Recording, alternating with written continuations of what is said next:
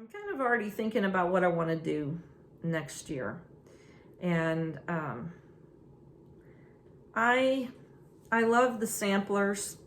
And to me, the samplers are like, they're long-term pieces. I'm not so much in a hurry to get those finished unless, like my black sampler wall, I've kind of been wanting to hurry up and get those done so that I can at least get that wall placed together and get the pieces on the wall, so I don't have this bare wall anymore.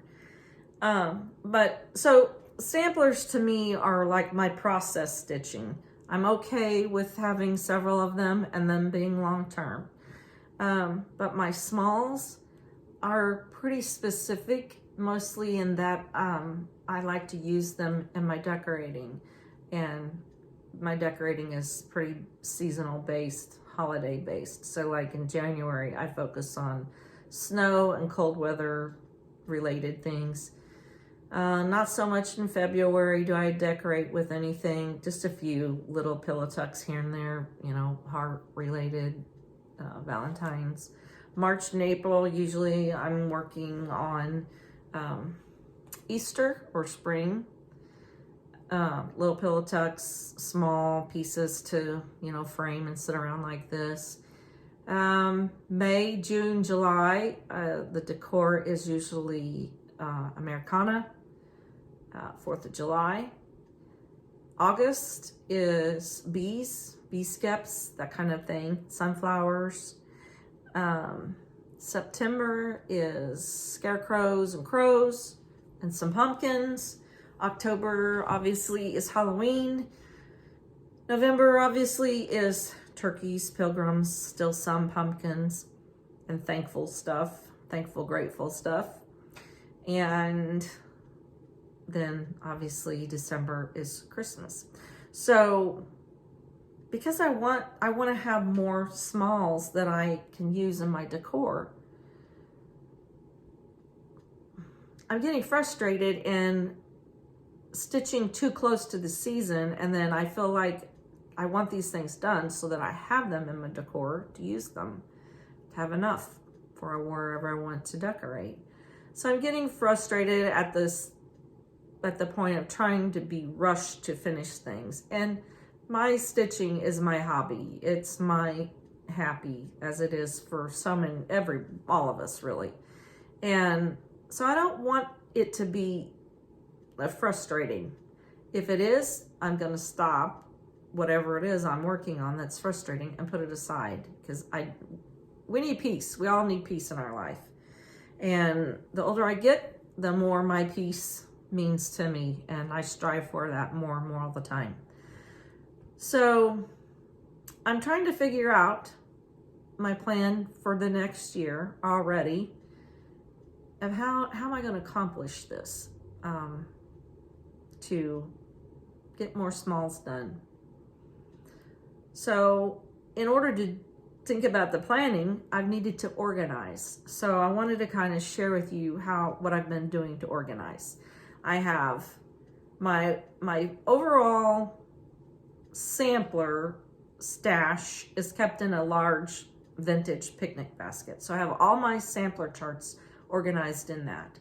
Then all my smalls, like, patterns like the Stacy Nash size patterns, where'd they go? Things like this. This size, I keep in another large, like, orchard basket. And I organize them all by designer. So all my Not Forgotten Farms are all bundled together. All my Plum Streets, all the designers are plumped together, no matter what season they may be. So that's my general stash, along with all my PDFs. I have a lot of seasonal PDFs that I keep in binders, and they're organized also by the season. So that's my general stash that I can draw from. So now I'm thinking, okay, next year, to get some of these done and get them fully finished so that I can use them and have them done ahead of the season, how am I going to do this? How am I going to figure this out? So I've had to continue I haven't had to, but I decided I was going to continue to organize a little bit further. So I've just been going through all of my pattern stash, and I've been organizing them in these bags, which I've used these kind of bags for a long time for project bags. So you can see that I put a large piece of paper in there with the dark writing, and I can see that this bag is for spring and Easter. And I've gone through my general overall pattern stash, and I pulled out ones that I know I definitely want to stitch. And so I pull all of them out. So like this is an example of one. There's another one that's similar to that. So this whole bag is smalls of all sorts. PDFs, printed, some small samplers. So that's how I'm organizing all of these. And I have them in this basket. So all of these are seasonal stitches. And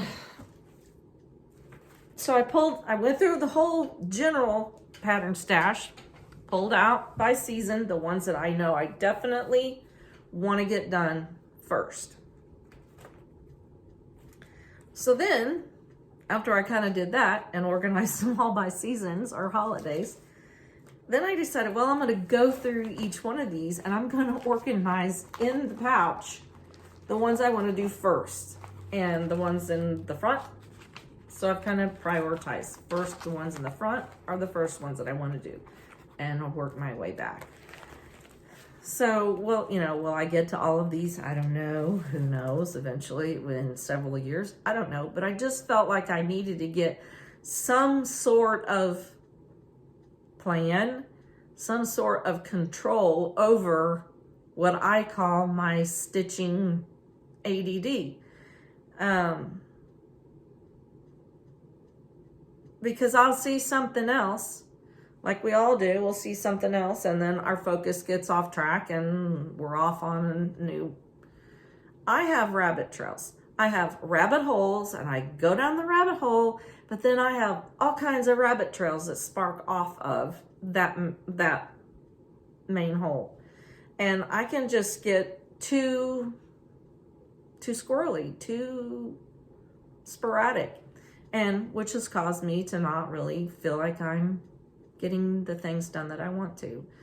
I'm not holding myself to this as a regimented thing. It's just an idea that I'm going to attempt to try and see if it helps me to get a few more things done.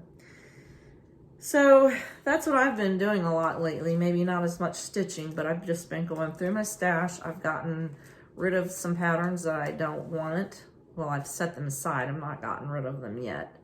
And I've even gone through a lot of my projects, and I've unkitted some that I'd started that I know I don't want to keep stitching right now.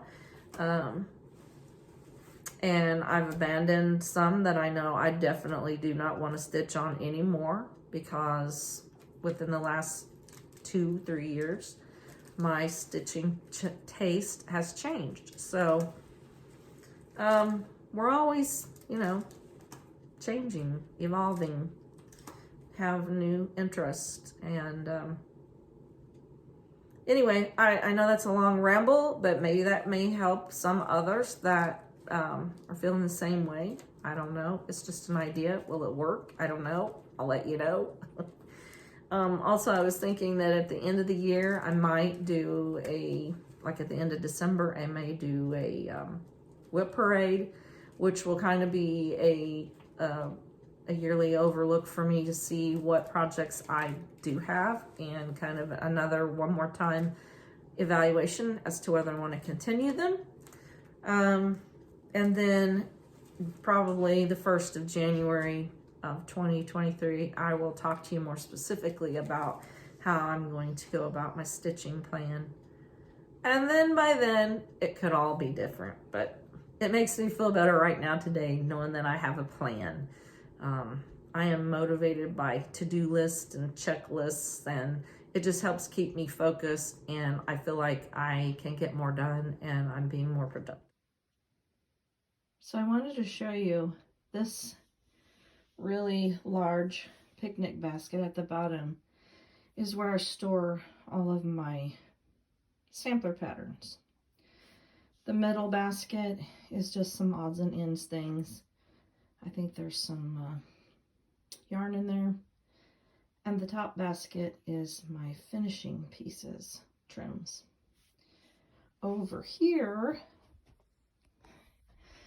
is where I store my charts.